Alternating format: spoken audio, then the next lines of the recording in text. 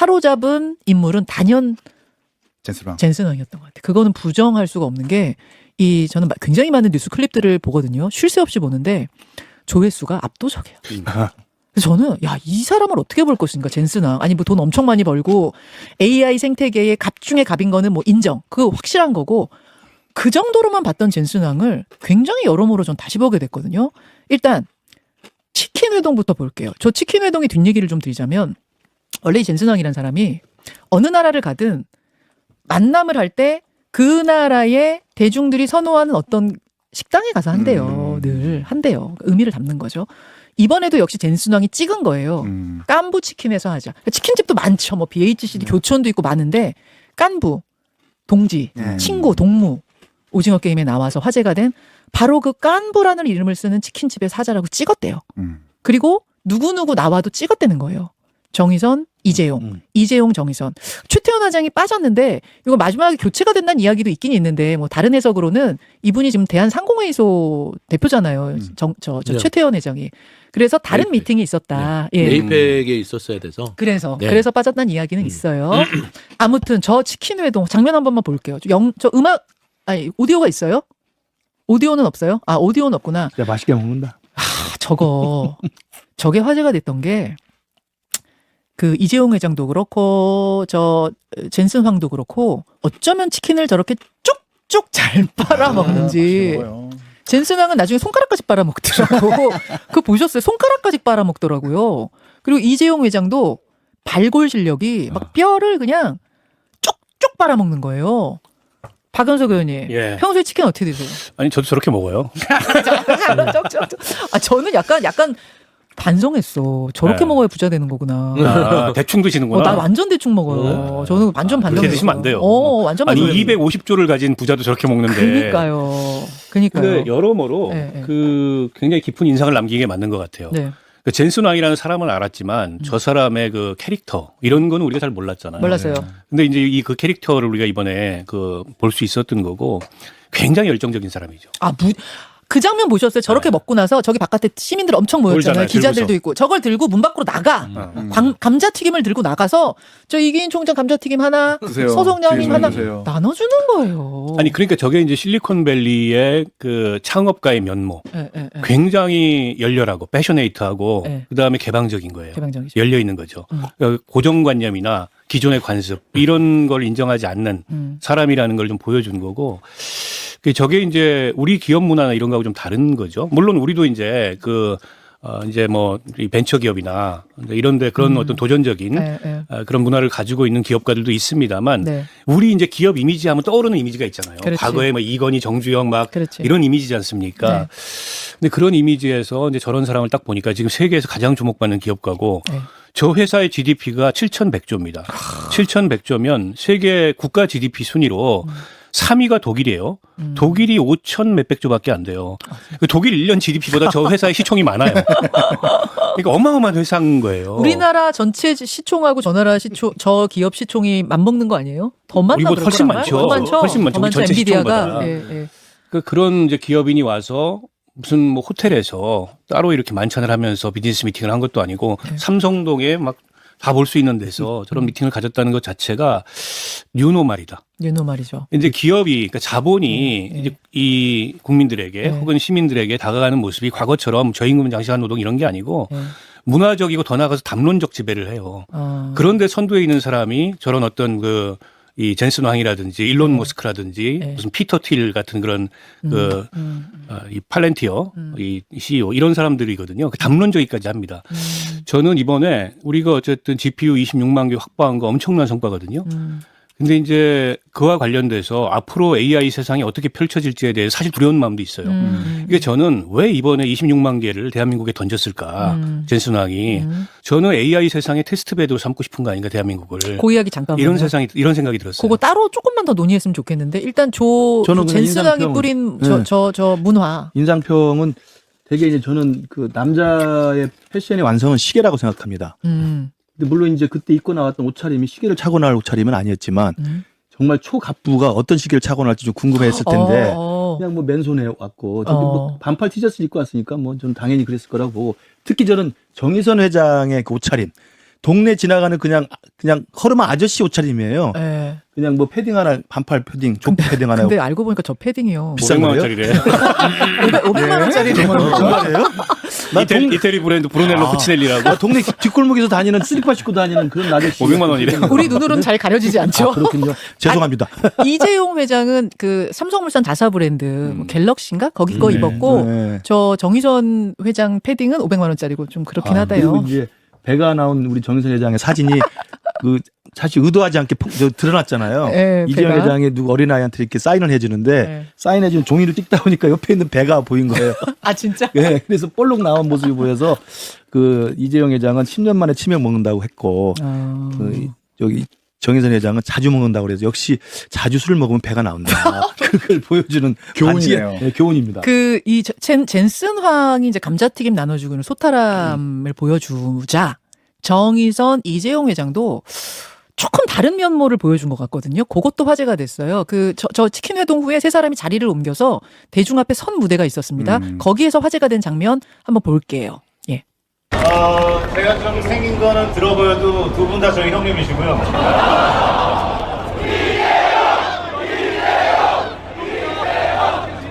감사합니다. 아이, 근데 왜 이렇게 아이폰이 많아요? 저는 옛날에 이재용, 옛날에 정의선 이 사람들 생각하면 저런 모습이 잘 상상이 안 되거든요. 그렇죠. 굉장히 좀 달라졌다. 친구를 잘 만나야 돼요. 그래서 아, 젠슨. 젠슨 왕을 만나니까 네. 그 옆에 있는 친구들이 변하잖아요. 아, 그래? 저는 그렇게 평가돼요. 그러니까 그러니까 이 대한민국의 기업 문화 자체가 젠슨 왕의 이런 소탈하면서 대중과 친화적인 기업으로 따라가는 거거든요. 근데 젠슨 왕이 저런 모습들 막 뛰어다니고 재벌이 그러면 이 대중들이나 소비자층이 어떻게 생각하냐면 이거는 그 수백억 들여서 홍보하는 것보다 훨씬 더 많은 광고 효과가 있는 거예요. 아, 수백억 연예인 들여가지고 홍보하는 그래서 하는 훨씬 것보다 낫지. 이 맞아. 젠슨에 뛰어다니는 이 한 모습이 짤로 돌면 이거는 진짜 그렇다. 이게 비용적으로 하면 되는 거고 소비자가 친근하게 느껴지면 그 회사의 신뢰성이 높아져서 주가도 나름대로 높아질 수 있다. 삼성과 현대도 지금 그런 휴세를 입을 수 있어요. 이재용 회장도 갤럭시보다 젊은 사람들이 아이폰 많이 쓰는 게 그렇죠. 맞거든요. 맞아요, 그렇죠. 맞아요. 근데 그거를 웃으면서. 숨기지 않고 근데 왜 이렇게 아이폰 많이 우리 써요? 삼성 우리 거 안 쓰세요. 갤럭시 괜찮은데 예, 예. 호감이 확 생기잖아요. 그렇죠. 이렇게 이제 친근감이 다가서면 그 기업이 그냥 우리가 재벌들 보면 숨어서 본인들의 세계에서 사는 사람 같고 그렇죠. 이런 이미지에서 탈피돼서 네. 기업이 아닌 어떤 사람을 주목하게 되면 저는 훨씬 기업에게는 기업할 수 있는 환경이 좋아진다. 근데 이제 이게 또 정치적으로 저는 좀 생각이 되죠. 네. 아무래도 정치적으로 있다 보니까 지난 3년에 이 회장들은 뭘 했을까? 지난 정부 APEC이었으면 이들은 대통령이 되어서 병풍을 썼을 거예요. 떡볶이를 먹지 않았어요. 떡볶이를 먹고 황남빵을 먹고 있었을 거예요. 근데 기업할 수 있는 문화가 자유스러워지니까 새로운 정부 들어서 젠슨왕도 만나고 이렇게 대중들과 가깝게 하는 이런 이벤트가 가능하지 않았냐라는 측면에서는 하여튼 뭐 이게 정치권과 기업활동은 무관하지 않다는 측면에서 좀 긍정적인 모습이었다고. 또 그렇게 해서 이제 젠슨왕의 소탈한 행동까지 전 정부 탓을하고 비교를 아니 그 얘기가 아니라 국가 가세가 심하네. 분위기 자체가 좀 더 기업하는 사람들이 자유스러워졌다. 네. 정부 눈치를 보지 않고. 그 오케이. 생각은 들었어요. 저도. 네. 저게 만약에 장동혁 대표랑 정청래 대표가 치매교대했다고 해보세요. 저렇게 보이겠어요?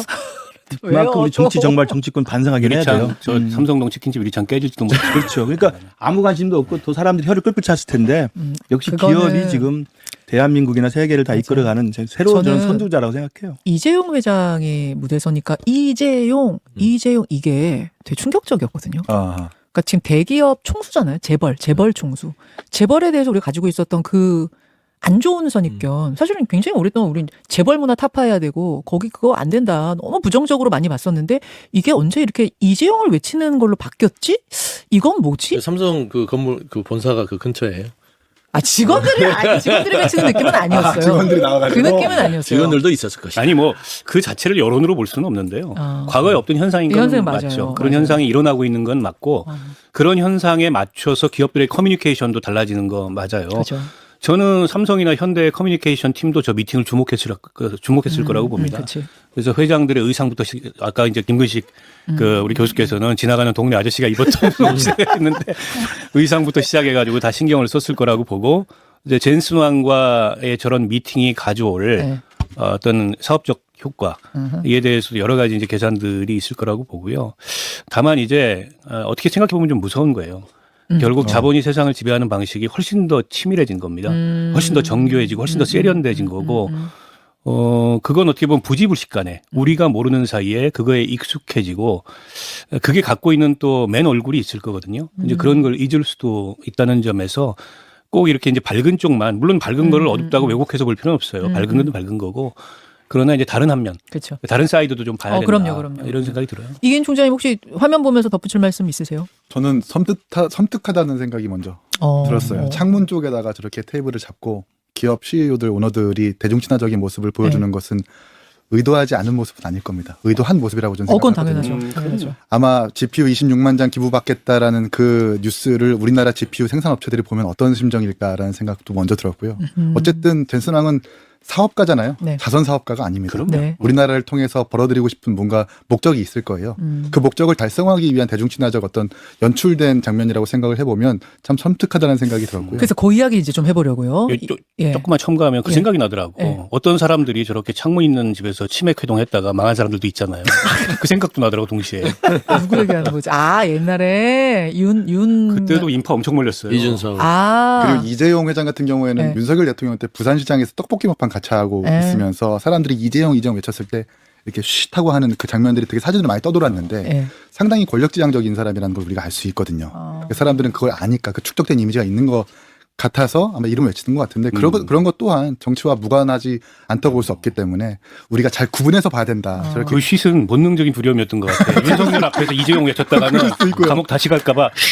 그러니까 어쨌든 돈을 벌려고 하는 사람들의 모습에서 우리는 너무 칭찬 일색으로만 보는 것은 상당히 좀 구분돼야 된다는 생각이 그 이야기를 좀 해볼게요. 그럼 지금 뭐 정치 이슈들 조금 더 남아있지만 이 이야기 워낙 중요해서 자 이제 저렇게 치킨 회동을 하면서 이슈가 완전히 엄청나게 시선이 집중된 후에 젠슨왕이 탁 터뜨립니다. 엔비디아의 GPU 26만 개를 한국에 공급하겠소. 그리고 삼성전자, SK하이닉스, 현대차와 또 네이버까지 함께 손잡고 AI 협업 체제를 한국에서 구축하겠다. 왜 그렇게 내외자냐면요. SK하이닉스는 이제 엔비디아에 들어가는 칩을 만들고 삼성전자도 만들고 동시에 삼성전자는 파운드리 산업까지 가지고 있고요. 그리고 현대차는 로봇을 지금 로봇 회사를 인수했어요. 자동차와 함께 로봇까지 같이 하고 있습니다. 그러니까 휴머노이드 AI 이걸 구현할 수 있는 회사고 그리고 네이버는 지금 AI를 통해서 이제 포털 업계도 바꿔보려고 하고 있거든요. 그러니까 AI를 유통시키는 업체인 거죠. 이렇게 네 회사를 콕 집어서 같이 한번 협업해보자. 한국에서 이렇게 얘기한 겁니다. 이제 이게 어떤 의미인가? 물론 이 덕분에 주식도 지금 엄청나게 오르고 있고 와 대만이 아니고 미국이 아니고 한국을 택했네. 굉장히 환호하고 있지만 또 한편으로 생각할 건 없는지. 그러니까 어때요? 지금 말씀하셨던 그 네 가지 요소를 다 갖추고 있는 나라가 전 세계에 몇 개나 될 것 같습니까? 그러니까. 한국, 중국 정도 빼고 없어요. 그래요. 그러니까 제조업 기반, 아주 고도화된 네트워크, 거의 국가 수준의 포탈, 그다음에 뭐 이 신기술에 굉장히 민감하고 굉장히 경쟁적인 이런 어떤 사회 분위기나 시스템, 의사결정 체계 이런 걸 다 갖고 있는 나라가 그렇게 유럽에서 눈을 뒤집고 뒤져도 없어요. 그러니까 결국 한국만큼 이를테면 AI가 바꿀 세상을 실험하기에 최적의 장소가 없다라는 거죠. 그럼 결국 한국에서 이게 성공하면 전 세계가 이제 그런 어떤 시스템으로 바뀔 수 있다라는 확신을 저는 얻을 수도 있다는 면에서 그러니까 젠슨왕 정도의 야심가라면 충분히 이런 협력의 이유가 있다라고 보고요. 지금 그 GPU 생산을 전량 대만에서 합니다. 그러니까 엔비디아는 스스로 미국에서 생산하는 기업이 아니에요. 엔비디아는 설계하고 그다음에 지시하는 기업이고 생산은 지금 대만에서 하는데 그 대만에서 생산된 GPU 한 개도 중국으로 못 나갑니다. 미국의 이제 제재 때문에. 그래서 중국은 GPU를 대체하는 자체 어쨌든 자기네 걸 만들었어요. 자기네 거를 만들었고요. 근데 지금 미국이 한 2천만 개 확보하고 있다 그러고 그다음에 이제 뭐 중국이 비슷한 걸 많이 확보하고 있고 그다음에 우리가 이제 26만 개 확보함으로써 세계 3위 국가가 됐는데 그러니까 애초에 이재명 대통령이 대선 공약이 5만 개 확보한다 그랬어요. GPU 5만 개. 국가 역량을 총동원해서. 근데 그때 국민의힘에서 그걸 가지고 비현실적인 뭐 조상이 와도 안 된다 이런 식으로 막 비난을 했습니다. 근데 순식간에 지금 이게 된 거예요. 5만 개는 정부가 쓰고 나머지 이제 기업들이 각자의 영역에서 이걸 발전시키는 데 쓰겠다. 근데 이제 말씀하셨듯이 이게 굉장히 긍정적인 면이 있는 반면에 우리가 AI 세상의 테스트베드가 됐을 때 그게 불러올 수 있는 부정적 효과는 없겠는가? 이를테면 앞으로 이제 공장에서 사람이 생산 공정에 투입되는 게 아니고 전부 로봇과 전체적인 이제 스마트, 지금도 이제 자동화율이 굉장히 높은데 지금 자동화율과는 차원이 다른 그런 이제 스마트 팩토리 시스템이 될 거고 로봇을 그러면 만드는? 이제 재벌 총수들의 꿈인 노조 없는 경영이, 노조 없는 생산이 이게 실현되는 거예요. 그 얘기는 뭐냐면 일자리가 없는 겁니다. 그 문제에 대한 이제 국가적 사회적 대책이 동시에 필요한 거고 그래서 이 AI 분야에 샘 얼트만 같은 사람들은 그런 얘기를 해요. 뭐라고요? 기본소득 지급해야 된다. 여기서 나오는 부가가치를 가지고 앞으로 인간의 노동이 다 대체될 거다. 이걸로 인해서 더 나아가서 네. 국가적인 의사결정 시스템까지 그걸로 대체하겠다라는 어떤 담론까지 그건 뭐예요? 지금 나오고 있어요. 국가적인 의사결정을 어떻게 로봇가 해요? 로봇이 아니고 네. AI가. AI가 한다. AI가 그 두뇌로 한다. 이른바 이제 기술공화국의 주창자들이 있습니다. 사람 뭐예요? 그러면 정치까지 AI가 하면? 이게 아니 그러니까요. 그래서 이게 굉장히 무서운 거예요. 때문에 우리로서는 이게 우리가 이제 산업적 경쟁력을 갖는 거고 여기서부터 나오는 부가가치, 네. 뭐 또 단기적으로는 주식 시장의 어떤 저런 화랑 이런 게 긍정적인 요소들도 있지만 이게 가져올 궁극적인 미래에 대해서는 아무도 지금 몰라요. 근데 그거는 우리가 지금까지 살아왔던 그런 시스템과는 전혀 다른 시스템이 될 수가 있고 인간의 존재 가치 자체가 어떻게 보면 좀 이 질문의 대상이 되는 이제 그런 세상이 될 수도 있어요. 큰 담론을 이 얘기해 정도 주셨어요. 가려면 한 세대는 지나야 될 거예요. 글쎄, 짧게는 한 세대. 저는 100년 보세요, 그러면? 저는 이 뭐 의사결정, 국가 의사결정까지 염려할 정도의 어떤 지금 우려를 지금 AI의 어떤 산업 육성에 저는 걱정으로 지금 할 때는 아니라고 봅니다. 일단 육성의 방점을 하는 거 이제 시작점이라 보는 것이죠. AI가 만들어낼 긍정적인 측면 굉장히 많죠. 그러니까 긍정과 부정이 있어서 네. 부정적인 부분들은 대비를 해야 되는데 그거는 어느 정도 산업이 완성된 다음에 그 상황에 맞춰서 대비를 하는 게 맞을 것 같고요. 애시당초 우리가 상상하고 뭐 미래를 내다봤을 때 이 부분이 우려스러워 그러기 때문에 우리가 AI에 대한 산업에서 갸우뚱해야 되냐?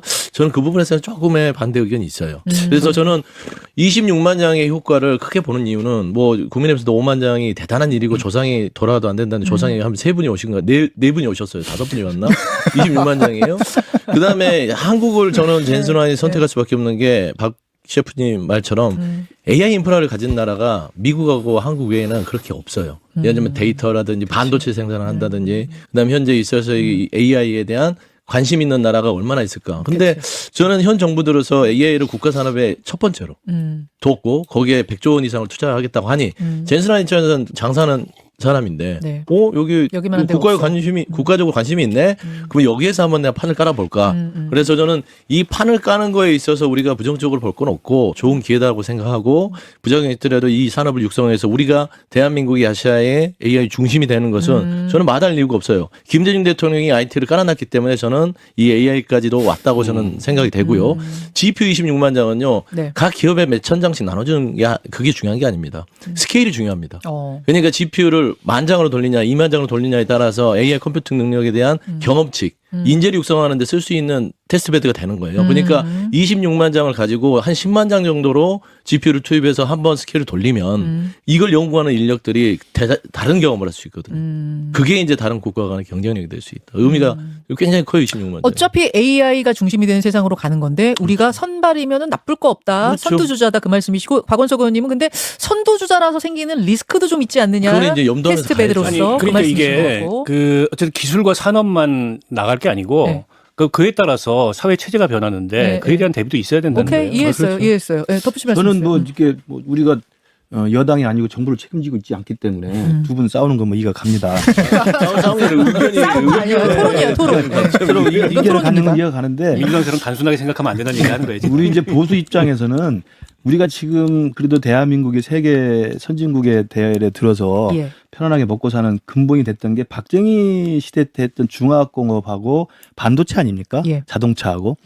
근데 그때도 사실은 처음 시작할 때는 리스크가 굉장히 많았어요. 그리고 미친 짓이라고 하는 사람도 많았습니다. 그래요. 그럼요. 특히 박정희 정부 마지막에 중화학공업에 몰빵했을 때 예. 일반 경제학자들은 저거 이해를 못했었어요. 특히 삼성에서 반도체 투자할 때도 마찬가지였고요. 반도체는 진짜 그렇죠. 물론 이제 결과로도 가장 앞서가는 인프라를 갖고 있고 가장 관심 갖는 나라라고 한다면 우리가 앞장서서 그 리스크를 테이킹해서 그 정말 크게 한번 잘해볼 수 있는 과감하게 가자. 저는 그게 훨씬 더 우리 나라의 미래를 위해서 대한민국 국위를 위해서 좋다고 생각을 해요. 오케이. 이 총장님.